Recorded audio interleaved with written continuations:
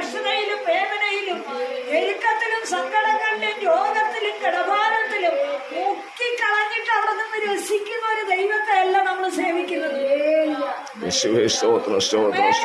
സേവിക്കുന്നത് അപ്പന മക്കളോട് കരുണ തോന്നുന്നു. കേട്ട സങ്കീർത്തനം അങ്ങനെയാ. അപ്പന മക്കളോട് കരുണ എന്ന് പറഞ്ഞ എന്ത് തെറ്റ് ചെയ്താലും വിജയും മക്കളെ അണയ്ക്കുന്ന സ്നേഹം. ചിലപ്പോ ഒരു വടിയെടുത്ത് ഒരു അടി കൊടുത്തെന്നിരിക്കും. ചിലപ്പോ അത് ഇച്ചിരി പ്രായമായി കഴിഞ്ഞാല് വീട്ടിൽ കയറ്റത്തില്ലടാ, നീ ഇറങ്ങി പൊക്കോടാന്ന് പറയും. തെറ്റി കഴിയുന്നിടത്തോളം അപ്പൻ ശിക്ഷ വരുത്തിയെന്നിരിക്കും. അതുപോലെ മനുഷ്യന്റെ ജീവിതത്തിൽ പ്രതികൂലത്തെ വരുമ്പോൾ അല്ലെങ്കിൽ പ്രശ്നങ്ങളിൽ നമ്മൾ അകപ്പെടുമ്പോൾ ദൈവമേ ഞാൻ പ്രാർത്ഥിച്ചിട്ട് കേൾക്കുന്നില്ലേ, നീ പരാതിപ്പെടേണ്ടെന്ന് അപ്പന മക്കളോട് കരുണ തോന്നുന്നു. നീ അലയുമ്പോൾ, നീ വേദനിക്കുമ്പോൾ, നീ രോഗിയാകുമ്പോൾ, നീ കടത്തിൽ മുങ്ങുമ്പോൾ, നീ പ്രശ്നത്തിൽ കുടുങ്ങുമ്പോൾ നീ വിളിച്ചപേക്ഷിക്കുവാൻ ആശ്രയിക്കുവാൻ ഒരു ഇടമുണ്ട്. നീ വിശ്വസിക്കുന്ന ദൈവം നിന്നെ അതിന്റെ നടുവിൽ നിവരെ നിർത്തുകയാണ്. ഒരു കഷ്ടം വന്നാൽ ഓർത്തുകൊള്ളണം, ഒരു പുതിയ പദ്ധതിയിലേക്ക് നിന്നെ എടുത്തു വയ്ക്കുക.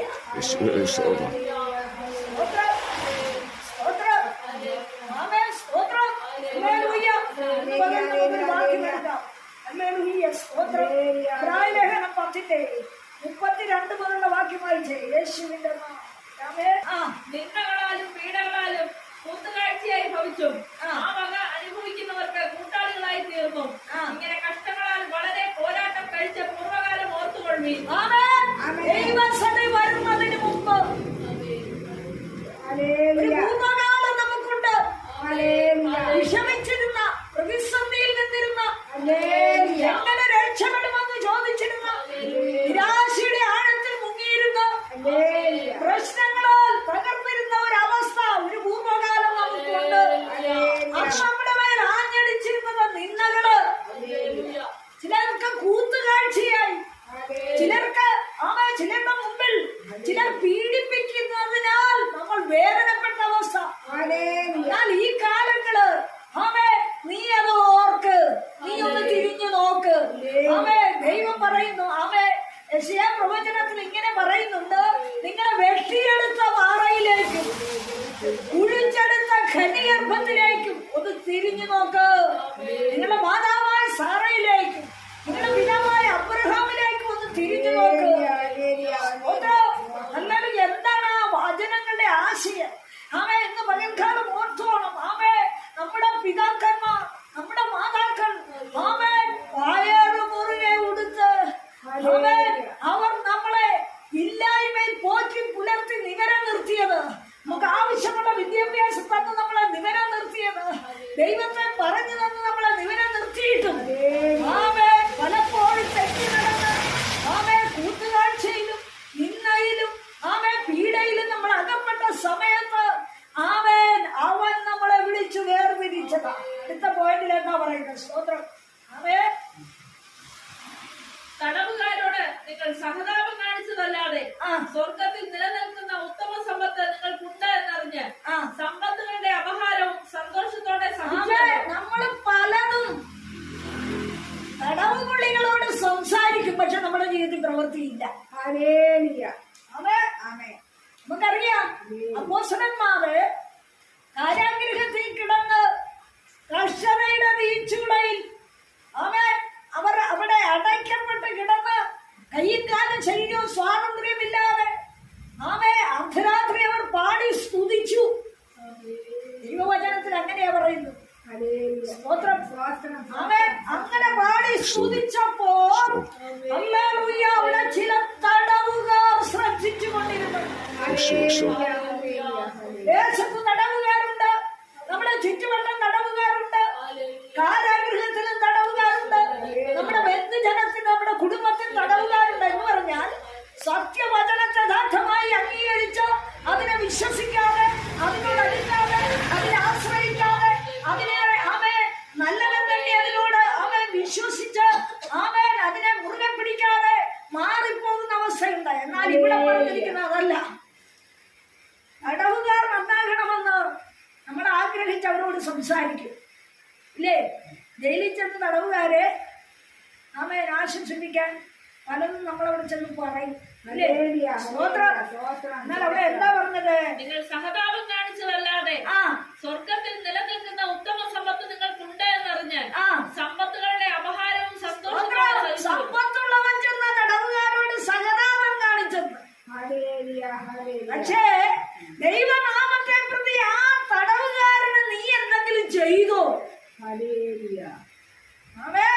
നീ അവനൊന്ന് ഒരു കൈത്താങ്ങ് കൊടുത്തോ? പലരും ഇങ്ങനെ പറയാറുണ്ട്, എന്റെ ആന്റി ഉണ്ടായിരുന്ന ഞങ്ങളെല്ലാം ചെയ്തേനെ. എന്റെ മകൻ ഞങ്ങൾ പലതും ചെയ്യുന്നവരാ, ഞങ്ങൾ ഒത്തിരി പ്രവർത്തിച്ചവരാ, ഞങ്ങൾ ഒത്തിരി ദൈവനാമത്തിൽ കൊടുത്തോണ്ടിരിക്കുന്നവരാ. ഓക്കെ, ശരിയാ ശരിയാ. എന്നാ പിന്നെ ഇങ്ങനെ കൊടുക്കുന്ന എന്താ? അവൻ സമ്പത്തുകളുടെ അപഹാരം സഹിക്കാൻ നിനക്ക് പറ്റുന്നില്ല എന്ന് പറഞ്ഞാൽ കക്ഷത്തിയിരിക്കുന്ന പോകരുത്, ഉത്തരത്തിരിക്കുന്ന വേണമെന്നും പറഞ്ഞ പ്രാർത്ഥിക്കുന്ന വ്യക്തികൾ. ഇന്ന് പകരം പരിശുദ്ധാത്മാവ് നമ്മളോട് അറിയിക്കുന്ന ഒരു കാര്യമുണ്ട്.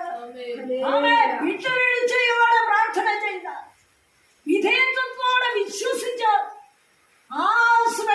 നീ ആശ്രയിക്കുന്ന ദൈവത്തിന്റെ ഭണ്ഡാരത്തിൽ സകലവും നിറഞ്ഞിരിക്കുക.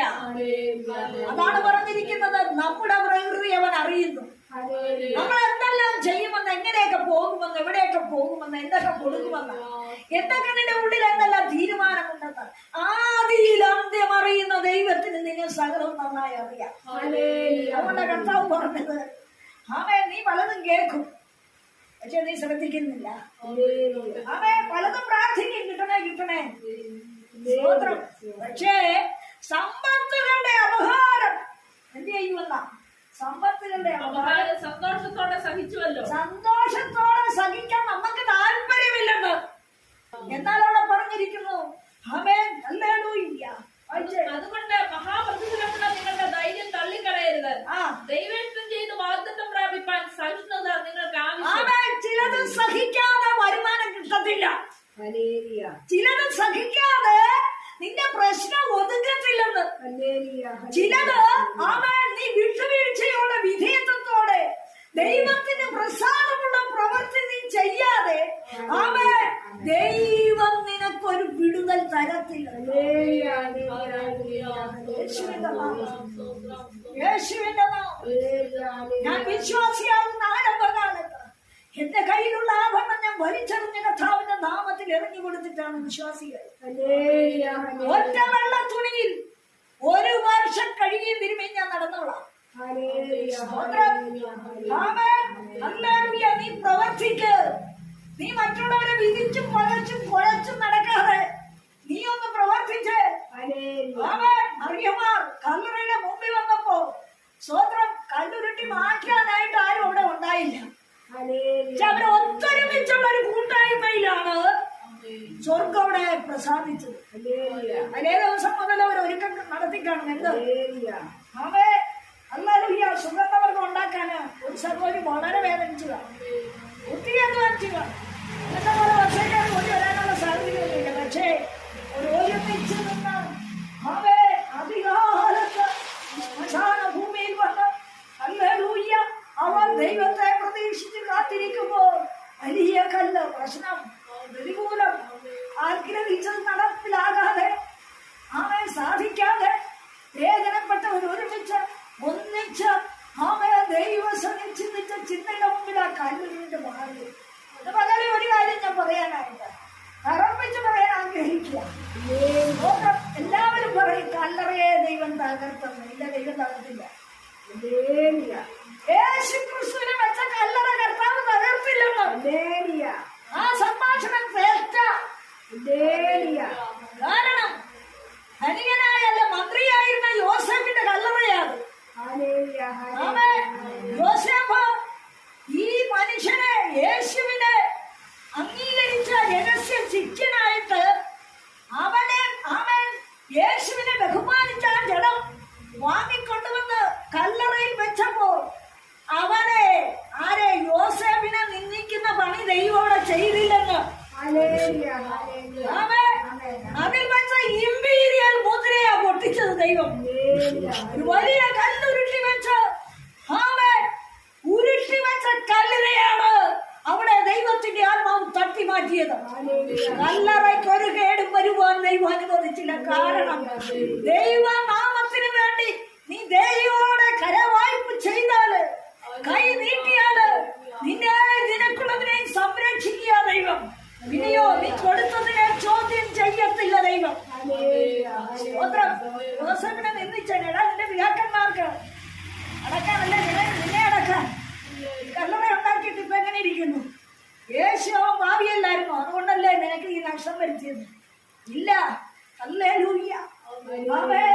പലരും പ്രസംഗിക്കുമ്പോ ഞാനത് കേട്ടിട്ടുണ്ട്, കല്ലറയെ തകർത്തുന്നു. കല്ലറയെ കർത്താവ് തകർത്തില്ല. കല്ലുരുട്ടി മാറ്റുക. കല്ല് ഉരുട്ട് വന്നവിടെ ഇരുന്നു, അല്ലെങ്കിൽ ഉരുട്ടി വെച്ചിട്ട് റോമൻ മുദ്ര വെച്ച് ചങ്ങലയിട്ട് അവിടെ വെച്ചിരിക്കുക. പക്ഷെ കല്ലുരുട്ടി മാറ്റി പരിശുദ്ധാത്മാവ് യേശുവിനെ പുറത്തു കൊണ്ടുവരിക. പകൽക്കാലം ഓർക്കണം, ദൈവനാമത്തിന് വേണ്ടി ചോദ്യം ചെയ്യുന്നവരുടെ നടുവില് നീ എന്തെങ്കിലും കരം നീട്ടി ആത്മാർത്ഥതയോടെ പ്രത്യുപകാരം ചെയ്തിട്ടുണ്ടെങ്കിൽ ആ പ്രത്യുപകാരത്തെ ചോദ്യം ചെയ്യിപ്പിക്കുന്ന ദൈവമല്ല നീ വിശ്വസിക്കുന്ന ദൈവം. ആവർത്തന പുസ്തകം അല്ല, ദിനവൃത്താന്ത പുസ്തകം 2-ാം അധ്യായം 33 ഒരു കാര്യം പറയുന്നുണ്ട്. സ്തോത്രം. ഹിസ്കിയാവിന് മക്കളുണ്ടായ കാര്യം വായിച്ചേ. 33 2 ദിനവൃത്താന്തം 33 അതിന്റെ 1 മുതലുള്ള വാക്യം. യേശുവിന്റെ മനസ്സിലെ വാഴ്ച തുടങ്ങിയപ്പോൾ അവന് 12 വയസ്സായിരുന്നു. അവൻ 55 സംവത്സരം യെരൂശലേമിൽ വാണു. യഹോവ ഇസ്രായേൽ മക്കളുടെ മുമ്പിൽ നിന്ന് നീക്കിക്കളഞ്ഞ ജാതികളുടെ മ്ലേച്ഛതകളെ പോലെ അവൻ യഹോവയ്ക്ക് അനിഷ്ടമായുള്ളത് ചെയ്തു. അവൻ തന്റെ അപ്പനായ യെഹിസ്കിയാവ് ഇടിച്ചു കളഞ്ഞിരുന്ന പൂജാഗിരികളെ വീണ്ടും പണിതു. ബാൽ വിഗ്രഹങ്ങൾക്ക് ബലിപീഠങ്ങളെ 12 വയസ്സുള്ള മകനെ കൊണ്ട് അധികാരിയാക്കി അധികാര സ്ഥാനത്ത് ഹിസ്കിയാവ് ഇരുത്തി. കാരണം എന്നാ? ഹിസ്കിയാവിന് ഈ മകനുണ്ടാകുന്ന മനസ്സുണ്ടാകുന്ന എപ്പോഴാണ്?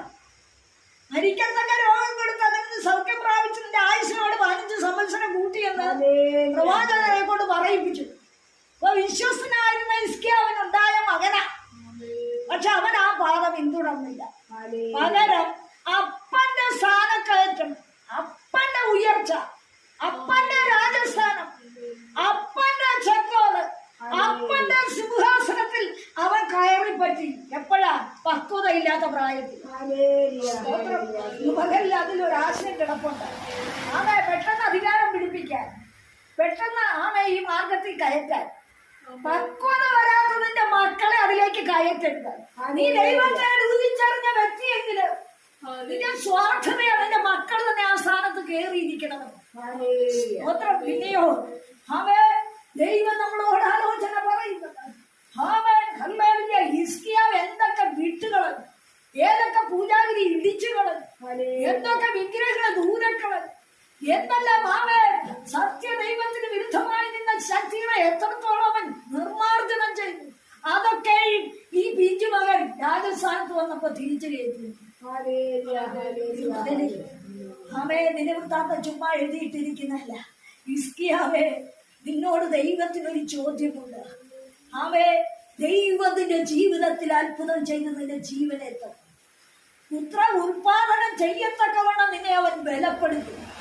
എന്നാൽ ആ ബലത്തിൽ ജനിച്ച മകനെ നീ രാജസ്ഥാനത്ത് കൊണ്ടുവരാൻ വേണ്ടി അല്ലേ നീ ദൈവത്തോട് യാചന ചെയ്ത് കിടന്നത്? അതുവരെ നീ വിശ്വസനല്ലേ? ഹിസ്കിയാവ് ഓർപ്പിക്കുന്ന ഒരു കാര്യമുണ്ട്. അയ്യോ യഹോവേ, ഞാൻ ഏകാഗ്രതയോട്, നിർമ്മലതയോട്, വിശ്വസതയോട് നിനക്ക് പ്രസാദമുള്ള പ്രവൃത്തി ചെയ്തത് ഓർക്കണമേ എന്ന് പറഞ്ഞ് അയ്യം വിളിച്ച് ആരും കടാതെ നിലവിളിച്ച് ദൈവത്തിന് വിധേയപ്പെട്ട ഈ ഭക്തൻ ഹല്ലേലൂയ, ദൈവം അവനോട് കരുണ കാണിച്ചവന്റെ ആയുസ്സിനെ ദീർഘമാക്കി കൊടുക്കും. അവിടെ നമുക്ക് ഒന്ന് ഓർക്കാം.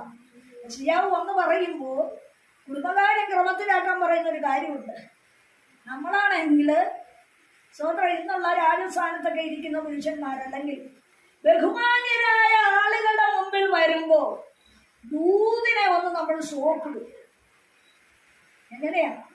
അയ്യോ, നമ്മളിതൊക്കെ പറഞ്ഞാൽ അവര് നമുക്ക് കൂട്ടില്ലാതാവും, നമുക്കെതിരെ വിധി പ്രഖ്യാപിക്കും, നമുക്കെതിരെ തടസ്സമുണ്ടാക്കും. അയ്യോ, അവരങ്ങനെ വെറുപ്പിച്ചാൽ പറ്റുമോ? ആമേൻ. ദൈവം ആലോചന കൊടുത്തയക്കുന്നത് വിശ്വസന്മാരുടെ കയ്യിലേക്ക് കൊടുക്കത്തുള്ളൂ. ആമേൻ. ദൈവത്തിന്റെ ദൂതനൊപ്പമാണ് ഒരുവനിൽ കയറുന്നത്. സ്തോത്രം. ആ ദൂത് പ്രഖ്യാപിക്കുവാൻ നീ യോഗ്യനോ എന്നറിഞ്ഞിട്ട് ദൈവം നിന്നെ രാജസ്ഥാനത്ത് അയക്കുന്നു. നോക്കണം, വന്നു കയറിയ പ്രവാചകൻ പറഞ്ഞത് ആമേൻ മരിച്ചു പോകുമെന്ന. രോഗിയുടെ മുഖത്ത് നോക്കി, അത് രാജാവിന്റെ മുഖത്ത് നോക്കി.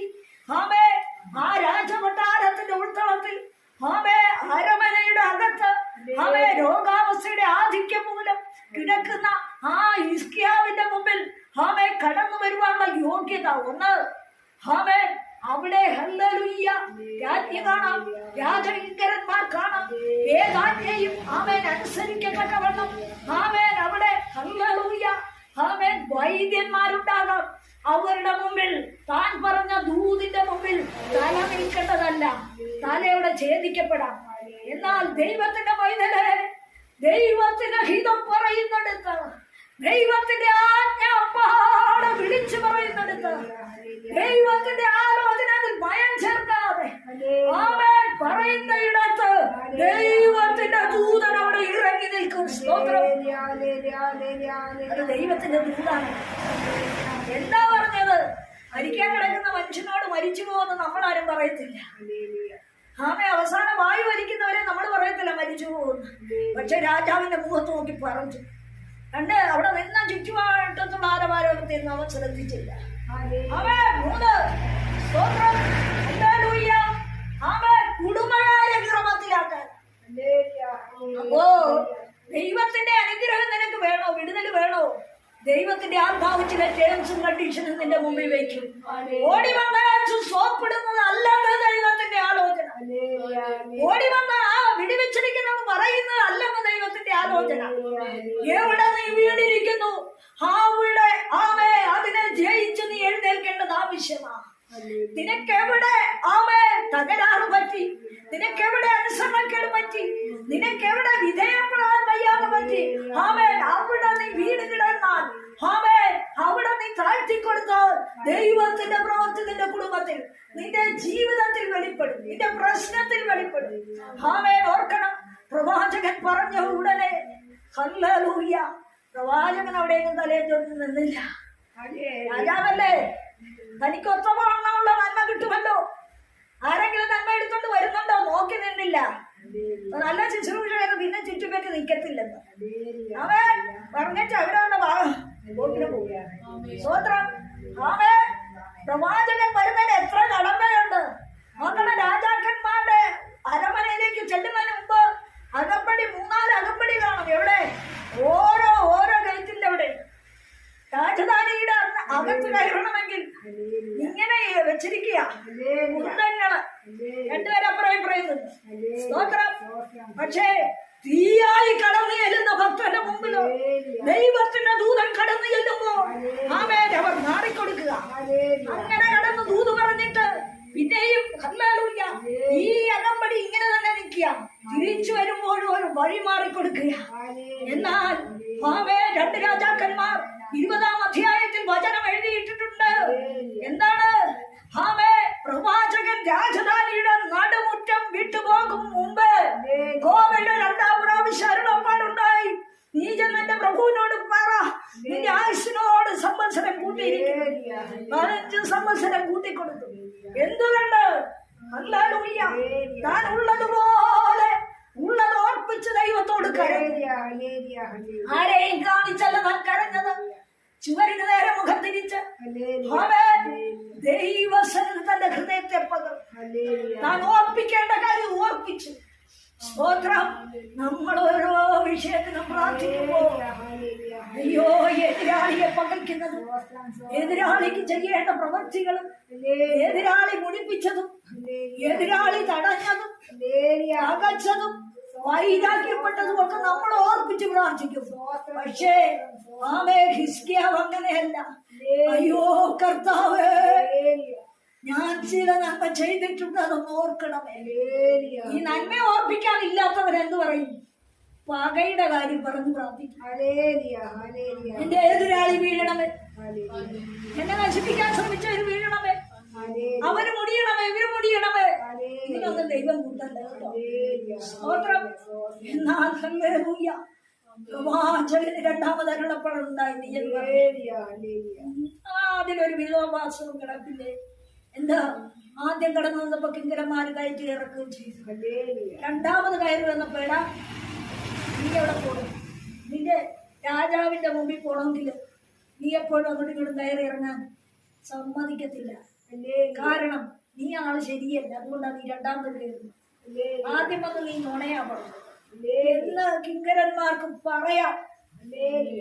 യേശുവിന്റെ നാമത്തിൽ ജയമെടുക്കട്ടെ. രണ്ടാമതും അവരതുപോലെ വഴിമാറിക്കൊടുത്തു. രാജധാനിയുടെ ഉള്ളറയിൽ കിടന്ന് രാജാവിനോട് വീണ്ടും ദൂത് പറയുമ്പോൾ അവിടെ നിൽക്കുന്നവർ ഇവന്റെ നേരെ വാള് വീശാം. നീ ആദ്യം പറഞ്ഞ ദൂത് നുണയല്ലായിരുന്നു.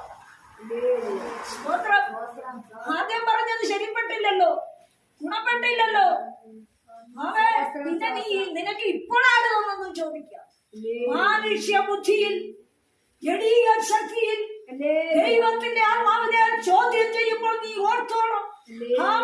നിന്റെ ചോദ്യം നിന്റെ കുടുംബത്തിൽ നിനക്ക് തന്നെ കൊളുത്തായി കയറി വരുമെന്ന് മറക്കരുത്.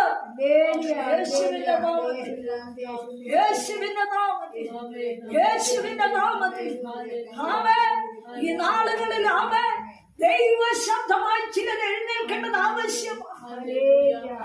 സത്യം വെളിപ്പെടുത്തേണ്ടവർ സ്ത്രീയായാലും പുരുഷനായാലും എഴുന്നേൽക്കേണ്ടത് ആവശ്യമായി.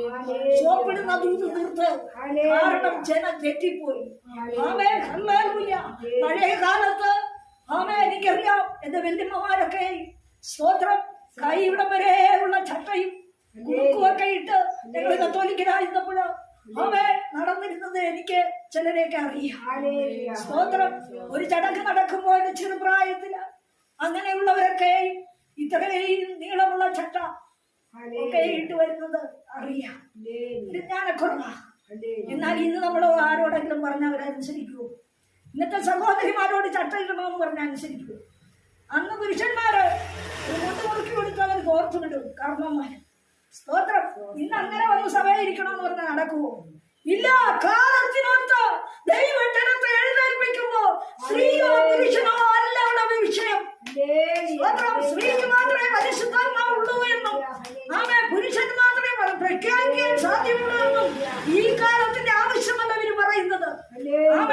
ഇവർ കൊതുക്കാൻ വയ്യാത്ത മേഖലകള്, ഇവർക്ക് കടന്നു ചെല്ലാൻ വയ്യാത്ത മേഖലകളില് ദൈവത്തിന്റെ ആത്മാവ് ചിലരിൽ കൂടി പ്രവർത്തിക്കുമ്പോൾ ചോദ്യമിടാൻ നീ നിൽക്കണ്ട. അത് നിന്റെ ജീവിതത്തിന്, നിന്റെ ശുശ്രൂഷയ്ക്ക് കൊളുത്താണ് ദൈവം ചിലരെ എഴുന്നേൽപ്പിക്കുന്നത്. കാലഘട്ടത്തിനൊത്ത് പഴയ കാലങ്ങളിലെ ജീവിതം സ്ത്രീകൾ ഒതുങ്ങി ഒരു മൂലയിൽ ഇരിക്കുമായിരുന്നു. എന്നാൽ ഇന്ന് ഏത് മണ്ഡലത്തിലും സ്ത്രീ എഴുന്നേറ്റ് ശബ്ദം വെളിപ്പെടുത്തുന്നു. എന്നാൽ ദൈവത്തിന്റെ ആത്മാവിൽ നടത്തപ്പെടുന്ന ജനത്തിനായി സ്തോത്രം. അവർ പറയട്ടെ, വീണ്ടും പ്രവാചകൻ വന്നപ്പോൾ ധിക്കരിച്ചില്ല, അവർ വാളെടുത്തില്ല കൊല്ലാൻ. അങ്ങനെ ഉണ്ടായതാണ് മനസ്സ. അങ്ങനെ ഹിസ്കിയാവ് സൗഖ്യം പ്രാപിച്ചപ്പോൾ ഈ 15 സംവത്സരത്തിനകത്ത് ഉണ്ടായ മകനാണ് മനസ്സ. മനസ്സിനോട് നമുക്ക് ചോദിക്കാം, മനസ്സേ, നീ പൂജാബിംബങ്ങളെയൊക്കെ ഈ നടുവിൽ കൊണ്ടുവരുവാൻ നിന്റെ പിതാവ് സമ്മതിച്ചിരുന്നോ? നീ കണ്ടിട്ടുണ്ടോ? അവൻ യഹോവ ഭക്തനായിരുന്നില്ലേ? അവൻ വിശ്വസ്തയോടെ നടന്നവനല്ലേ? അവൻ ദൈവത്തിൽ ഏകാഗ്രനായിരുന്നില്ലേ? ദൈവത്തിന് പ്രസാദമുള്ള പ്രവൃത്തി ചെയ്തിരുന്നില്ലേ? ചോദ്യമിടാതെ ദൈവത്തിന്റെ വാക്കിനെ അക്ഷരപ്രതി അനുസരിച്ച ആ രാജാവായ ഭക്തന്റെ മുമ്പില് ദൈവത്തിന്റെ ആത്മാവ് പ്രവർത്തിച്ചു എങ്കില് ദൈവജനത്തെയും ദൈവിക സത്യത്തെയും ദൈവത്തിന്റെ വിശുദ്ധിയെയും ദൈവത്തോടുള്ള ഭക്തിയെയും ചോദ്യമിടുന്നവരുടെ മേൽ അവരുടെ തലമുറ കൊളുത്തിൽ വീണ് ചില കുടുക്കിൽ വീണ് അവർക്ക് അഡ്രസ് ഇല്ലാതായി മാറുമെന്ന് ദൈവാത്മാവ് ഇന്ന് പകൽക്കാൻ പറയും. സ്തോത്രം. ഹല്ലേലൂയ. ഏറ്റവും ജയമെടുക്കട്ടെ. ആമേ മനസ്സെത്തി എന്തൊക്കെ ആമേ രാജ്യത്ത് വേണ്ട എന്ന് വെച്ച് ഹിസ്കിയാവ് പ്രവർത്തിച്ചു. തന്റെ അപ്പന് വിരുദ്ധമായി, തന്റെ അപ്പന് ചെയ്തതിന് ഘടക വിരുദ്ധമായി ദേശത്ത് അന്യസേവ കൊണ്ട് നിറച്ച ഒരുവനാണ് ആമേൻ മനസ്സ. ഈ പകൽക്കാലം ഞാനിത് പറയാൻ കാര്യം, സ്തോത്രം, ദൈവത്തെ മറക്കുന്നവരെ ഓർത്തുകൊണ്ട്, ആമേ ദൈവസന്നിധിയിൽ വിട്ടുപോകുന്നവരെ ഓർത്തുകൊണ്ട്, ദൈവിക സത്യത്തെ ധിഖരിക്കുന്നവരെ ഓർത്തുകൊണ്ട്, ദൈവവചനത്തിന് വിരുദ്ധമായി ചിന്തിക്കുന്നവരെ ഓർത്തുകൊണ്ട്, ദൈവിക സത്യത്തിനോട് കൂട്ടി അതിനെ ചോദ്യം ചെയ്യുന്നവരെ നിങ്ങൾ ഓർത്തുകൊള്ളുക. ആമേ പകലിൽ നാമും നമ്മുടെ ശബ്ദവും നമ്മുടെ പ്രവൃത്തികളും സഹിക്കുവാൻ ഹല്ലേലൂയ ദൈവത്തിന് വിധേയപ്പെടേണ്ടതാണ്. സഹിഷ്ണുത കാണിക്കേണ്ടത് ആവശ്യമാണ്. വിശുദ്ധൻ സഹിഷ്ണുത കാണിക്കേണ്ടത് ആവശ്യമേ. എബ്രായ ലേഖനത്തിൽ പഠിപ്പിക്കുമ്പോൾ പണ്ടുള്ള പൂർവ്വകാര്യങ്ങളെ നീ ഓർക്ക്. നീ ഏതൊക്കെ വഴി കൂട്ടുകാഴ്ചയായി നടന്നതാണ്, നീ ഏതൊക്കെ അനുഭവത്തിൽ നിന്നെ അനുഭവിച്ചതാ, ഏതൊക്കെ അനുഭവത്തിൽ നീ പീഡ അനുഭവിച്ചതാ. ദൈവത്തിനെ വിളിച്ച് സത്യത്തിന് മേടിച്ചു നൽകൊടുത്ത് നിന്നെ നിർത്തിയ ദൈവത്തിന്റെ പേരെ വിവാദങ്ങളും കലഹങ്ങളും ഇടർച്ചകളും ദൈവജനത്തിന് സംഘർഷബന്ധമായ അനുഭവങ്ങളും കൊണ്ട് എഴുന്നേൽക്കാതെ ദൈവത്തിന് വിധേയപ്പെട്. വിശ്വസിക്ക്, അവൻ നല്ലവനായ ദൈവമത്രേ, അവൻ നിന്നെ ഓർക്കുന്ന ദൈവമത്രേ. ഉദയമാസമയത്തോട് അകന്നിരിക്കുന്നത് പോലെ അവൻ നമ്മുടെ ലംഘനങ്ങളെ നമ്മളോട് അകറ്റിയ ദൈവമത്രേ. അവന്റെ ദീർഘക്ഷമയും കരുണയും കൊണ്ട് നമ്മൾ നിൽക്കുന്നു എന്ന് ഓർത്ത് അവനെ ഭയപ്പെടുക. എളിയാതെ ഭയപ്പെടുക, എളിയാതെ ഭയപ്പെടുക, എളിയാതെ ഭയപ്പെടുക. കർത്താവ് നമ്മളെ അനുഗ്രഹിക്കട്ടെ.